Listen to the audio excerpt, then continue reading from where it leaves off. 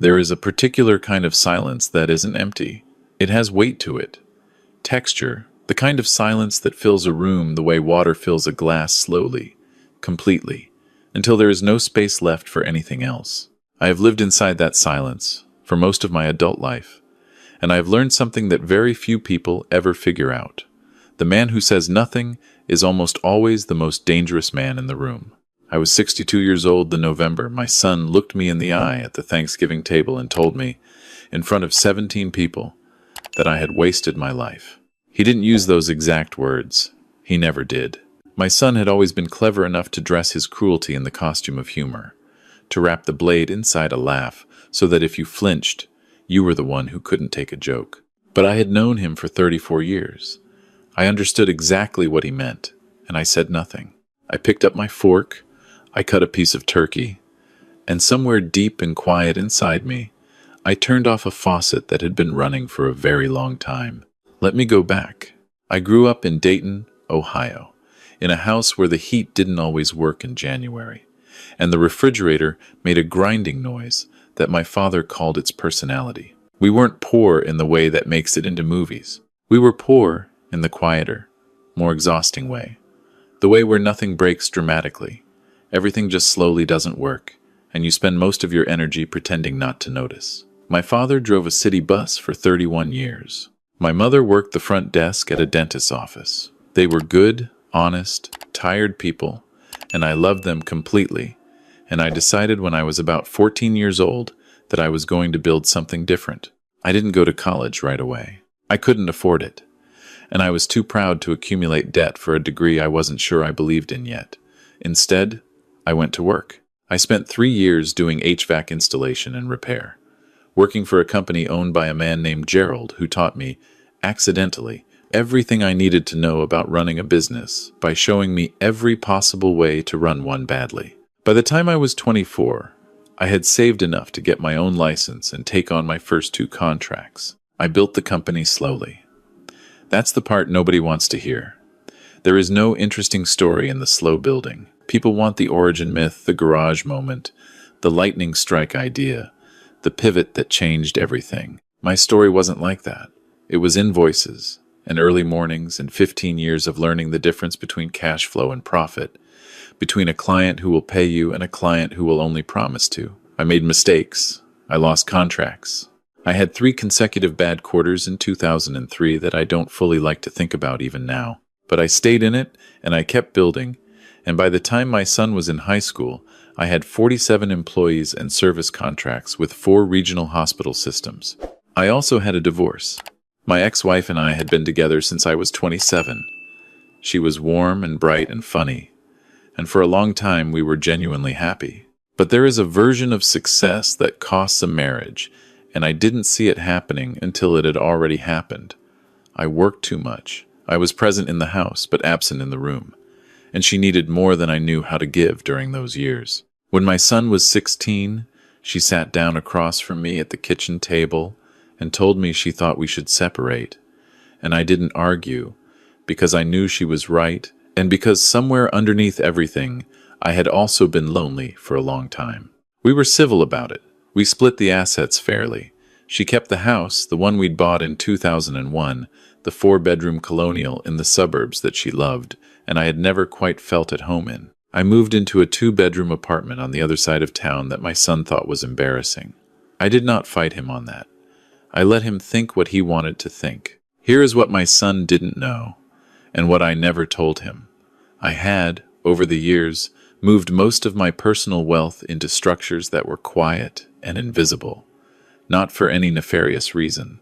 I had watched too many men in my industry lose everything in divorces and lawsuits, and I had simply been careful.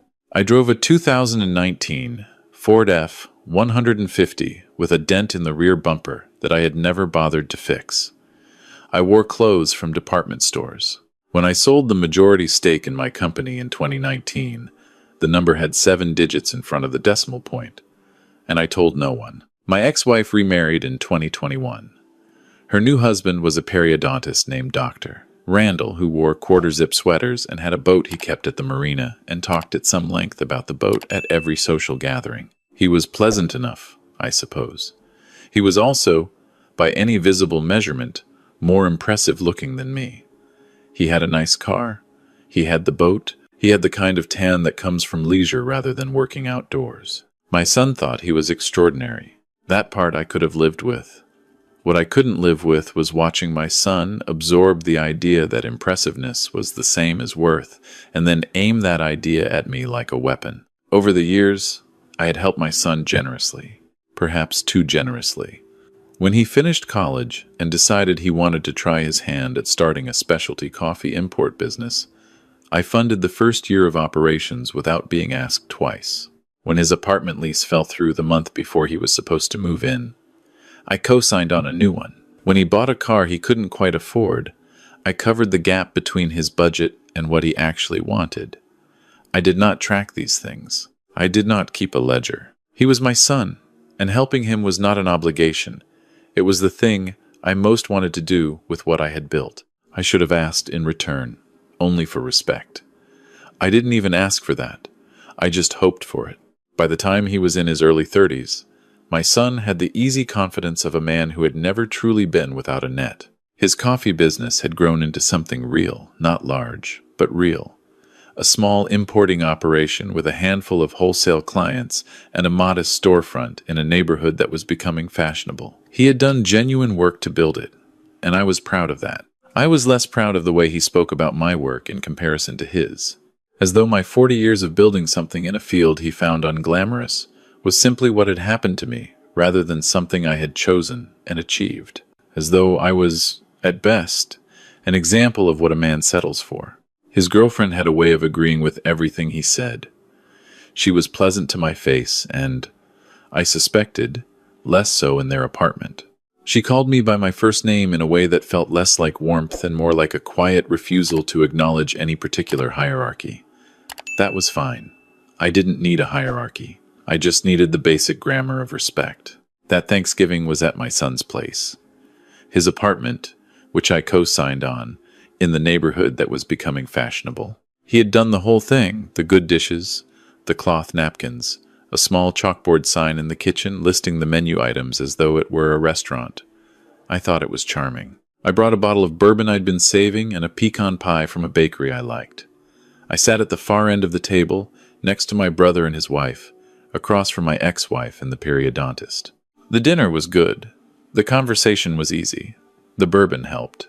Somewhere around the third hour, when the plates had been pushed aside and someone had started talking about home renovations, my son's girlfriend said something about the marina near Dr. Randall's boat slip, and that led to Dr. Randall talking about the boat, and that led to my son saying, with the relaxed volume of a man who has had enough wine to stop being careful, "That's the thing, Randall actually figured out how to build a life, like properly, not just grinding at the same thing forever." He was not looking at me when he said it. He was looking at Dr. Randall, admiringly, genuinely. But the room was not large, and I was at the same table, and everyone there knew who his father was. My brother's wife looked at her plate. My brother looked at me. I cut a piece of pie. "That's a good philosophy," I said. I said nothing else. The conversation moved on. My son never apologized, because, in his mind, he had said nothing that required an apology. He had not addressed me directly. He had not said my name. He had simply held up one man's life as the standard and implied, without stating, that another man's had not met it. That was his technique.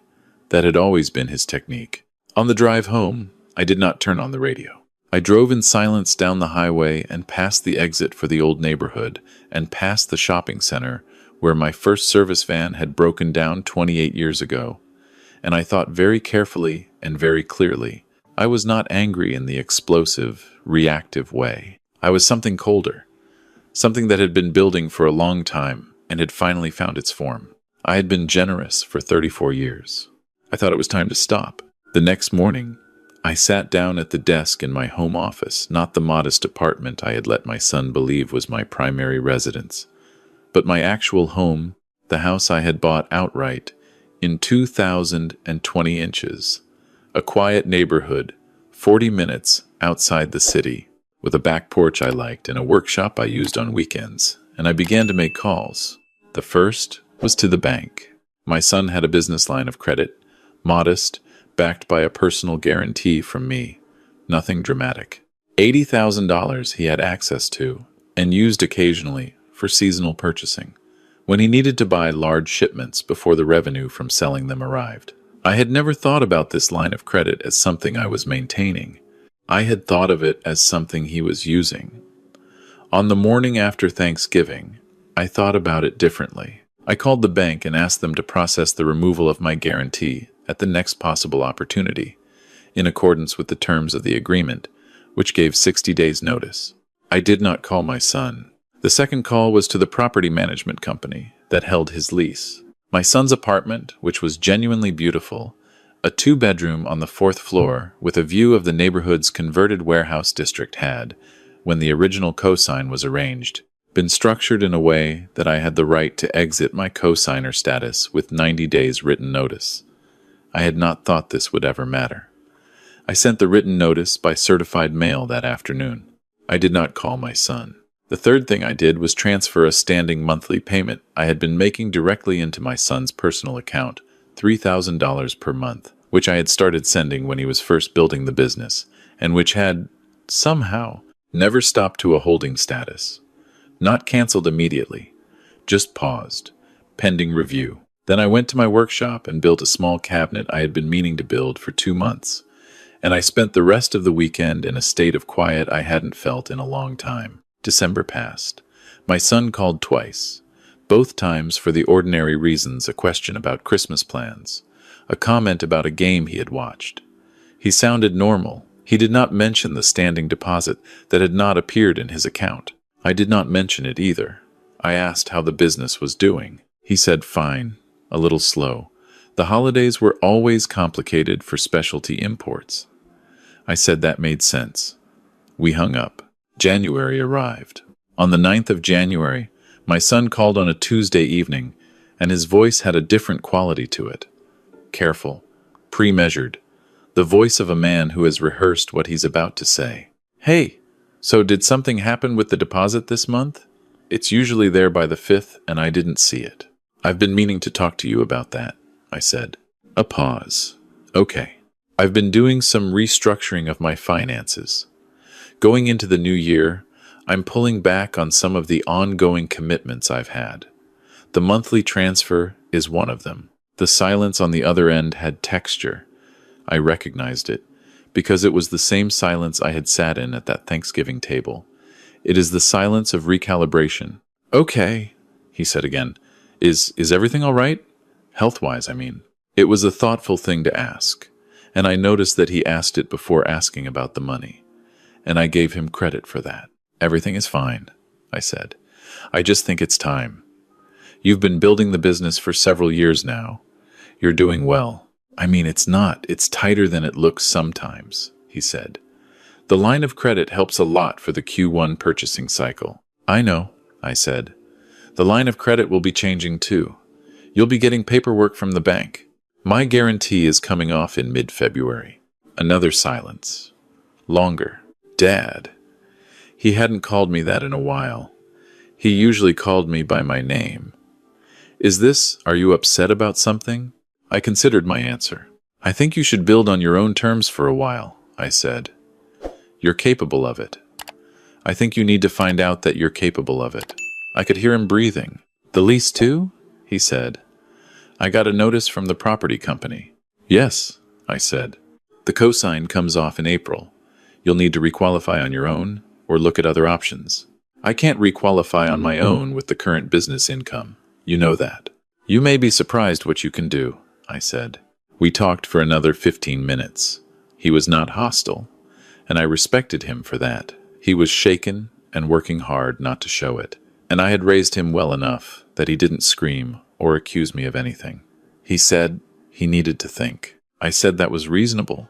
We hung up. I sat for a while in the kitchen with a cup of coffee that had gone cold. I did not feel triumphant.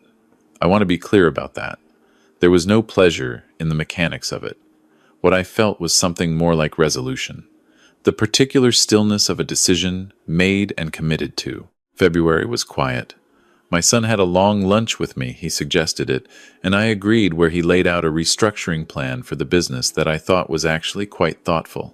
He had identified 2 new wholesale accounts and was in conversations with a local grocery chain about a branded retail product. He had spoken to a commercial lender about refinancing the line of credit under the business's own credit history, which had strengthened considerably over the previous 2 years. He presented this to me with the controlled energy of a man trying to demonstrate that he doesn't need what he's asking me not to remove. I listened carefully. I asked good questions.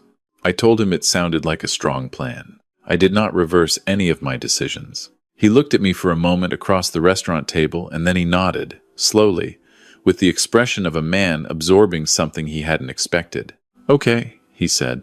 "Okay." We finished lunch and he paid the check, which he had never done before, and I did not comment on it. March was when it began to unravel for him. The grocery chain talks fell through. Apparently another vendor had come in with a substantially lower price point, which was exactly the kind of market pressure I had spent 30 years navigating and which he had not yet learned to see coming. The 2 new wholesale accounts had delayed their first orders, citing budget reviews.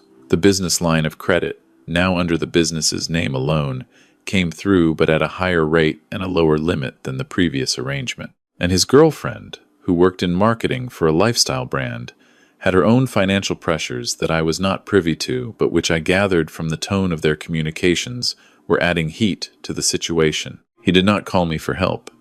I want to give him credit for that too. He found a new apartment, smaller, 3rd floor, in a building without a doorman, in a neighborhood that was not quite fashionable yet. He moved in March with the help of 2 friends and a rented truck, and without asking me to help carry a single box. My ex-wife called me the week he moved and told me, in the careful diplomatic tone she had developed over the years, that she thought I was being hard on him. "He's working through things," I said. "He's struggling," she said. "Yes," I said. "That's what working through things looks like." She was quiet for a moment. "He said something at Thanksgiving," she said. "That comparison thing. About Randall." "Yes, that was unkind of him." "Yes," I said. "Is this about that?" I thought about it honestly. "It's about a lot of things that came before that," I said. "That was just the moment I decided to stop waiting for something to change on its own." She didn't argue with me. She was, for all the complicated history between us, a person who understood the logic of a decision once it was explained clearly. "Okay," she said. "I hope you know what you're doing." "I've known what I was doing for about 40 years, I said. "I'm comfortable with the process." I heard something that might have been a laugh. "Take care of yourself," she said. "You too," I said. April came. My son called on a Sunday afternoon and asked if he could come by. I said yes, and gave him the address of my house, the real one, for the first time. He pulled up in his car and sat in the driveway for a moment before getting out. I watched from the window. The house is not ostentatious. It is not a mansion, but it is a well-built house on a generous lot, with a proper workshop and a porch I have put some thought into, and a garage that currently holds 2 vehicles that are not a 2019 Ford F-150 with a dented bumper. He came in and sat at the kitchen table, and I made coffee. "I didn't know about this house," he said. "No," I said. "You didn't?" He looked around the kitchen. He was absorbing things. I could see the recalculation happening in real time. "How long have you lived here?" 4 years, I said. "So when I was—" He stopped, started again. "I used to think the apartment was your main place." "I know," I said. I put coffee in front of him and sat down. He was quiet for a long time. Not an uncomfortable quiet, more like the quiet of a man who is deciding something about himself. "I need to tell you something," he said finally. "All right," I said. "I found out something about a grant my business received in 2021 from a small business foundation, the Meridian Small Business Fund, they called it." He looked at me. "I hired an accountant this year to do a full audit of our books because the lender wanted it. She found the original grant paperwork in our filing system. I hadn't actually looked at it closely before my old business manager handled it when it came in. The Meridian Fund is not a public foundation. It's a private instrument." He paused. I traced it back. It took a few weeks, but I traced it back. I held my coffee cup. "It's yours," he said. It wasn't a question. "Yes," I said. $60,000. Yes. In 2021, when we were trying to get the import license approved, and the whole thing nearly died. Yes. He looked at his hands on the table. His jaw was tight. He was not a man who cried easily, and he wasn't crying, but there was something in his face that I hadn't seen in a very long time. The residue of an emotion he couldn't categorize quickly. I thought we got that grant because my application was good, he said. I was so proud of that application. Your application was good, I said. The fund committee reviewed it on its own merits. I don't control their decisions. I contributed capital to the fund and suggested they look at your application. What they decided was their own, but you made it happen. I created a possibility, I said. You walked through it on your own. He was quiet again. Why didn't you just give it to me directly? He asked. Because you needed to believe you had earned it, I said. And you had. The application was genuinely competitive. Other applicants were reviewed and turned down. You received it because your plan was solid. But I wouldn't have received it if you hadn't. No, I said. Probably not. A lot of good applications don't get funded because there isn't enough capital available. I made capital available. That's different from making your plan good. He sat with that. There are other things like this, he said. It was not a question either. Some, I said. How much? I looked at him. He was asking how much I had done, not how much money. I understood the difference. Enough, I said. Less than you might think. More than you knew about. I tried to do it in ways that required you to do the actual work. I'm not interested in raising a man who has been carried. I wanted to raise a man who could carry himself. I just removed certain obstacles that I thought were more about bad luck than about your actual capacity. He nodded slowly. The Thanksgiving thing, he said. We don't have to go through it right now, I said. I want to, he said. I've been thinking about it since February, since you took the money back. I've been thinking about why. He looked up at me. I know why. I'm not asking for an explanation. I need to say that I'm sorry. Straight out. Without qualifying it. I was unkind. And it wasn't a slip. It was a habit. And I'm ashamed of that. I looked at my son. He was 34 years old and sitting at my kitchen table with his hands wrapped around a coffee cup in a house he hadn't known I owned, and he was apologizing for something that had happened 5 months ago in a way I had never actually asked him to. I know, I said. Thank you. I used to compare you to Randall, he said, in my head, all the time. Because Randall is loud about everything he has, and you never made anything visible. And I mistook that for not having anything. I think I've been mistaking that my whole life. He shook his head. That's a pretty humiliating thing to realize. It's a more common mistake than you know, I said. Most people confuse visibility with substance. That's not a flaw in you specifically. It's a failure of imagination that the culture encourages. He almost smiled at that. You sound like a man who figured that out the hard way, he said. I did, I said. I grew up watching people with very little pretend to have more, and people with quite a lot say almost nothing about it. I learned early which side of that I wanted to be on. We talked for almost 4 hours that afternoon, about the business, about his plans, about his mother's marriage, and how he had watched Randall and absorbed a certain image of success without examining it. About my father, his grandfather, who drove a city bus for 31 years, and fixed things himself because there was no money to pay anyone else to fix them, and who had, in his quiet, exhausted, competent way, been one of the most capable men I had ever known. About what it means to build something from the actual ground, with your hands, with the understanding that nobody is coming to rescue you.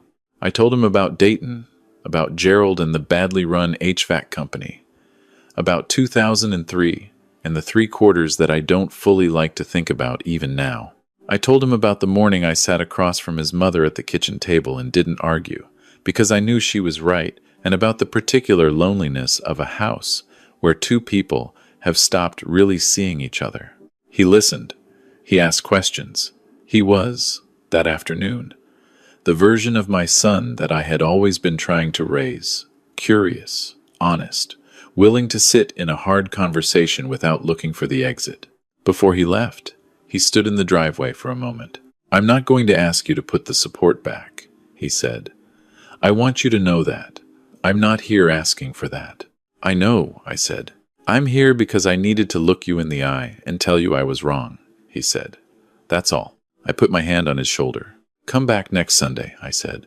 "I'm making chili. Bring your girlfriend. I'd like to get to know her better." He looked at me for a moment.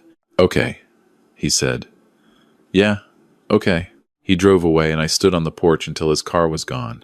And then I went back inside and stood in the kitchen in the particular silence that has weight and texture. And I thought about my father. He drove a city bus for 31 years. He fixed things himself. He never talked about money or pride or legacy. He just got up in the morning and did what needed to be done. And he did it quietly. And if he ever felt the smallness that the world sometimes tried to assign to him, he never let me see it. I had spent 40 years trying to become a version of him that the world could also respect, trying to build something real and solid and without noise. And somewhere along the way, my son had looked at me and seen the quiet and thought it was emptiness. That part was my fault too. I see that clearly. I had been so committed to building without display that I had forgotten to let my son see the building, not the results, the process. The early mornings and the 3 bad quarters, and the moment I decided to sell my majority stake, and the careful, patient thinking about what I wanted the rest of my life to look like. I had given him outcomes, the cosign, the guarantee, the anonymous grant, the monthly deposit, without giving him the context that would have made those things mean something. I had wanted him to stand on his own. And I had quietly built a floor beneath him, and never told him it was there. The lesson was mine, as much as his. A few weeks after that Sunday, I transferred a sum of money to a new account. Not the monthly deposit. I didn't restart that. Something different. A structured fund, properly documented, with conditions written into it. It would be available to my son's business for a specific purpose. Capital expansion. If and when his business reached a certain revenue threshold and he decided to open a second location, or bring on a significant new product line. The conditions were real and rigorous. He would have to qualify for it through performance. I told him about it on a Sunday afternoon on my back porch, while we ate chili, and his girlfriend asked me good questions about the HVAC business that I had not expected her to ask. He read the documentation carefully. "This is real," he said.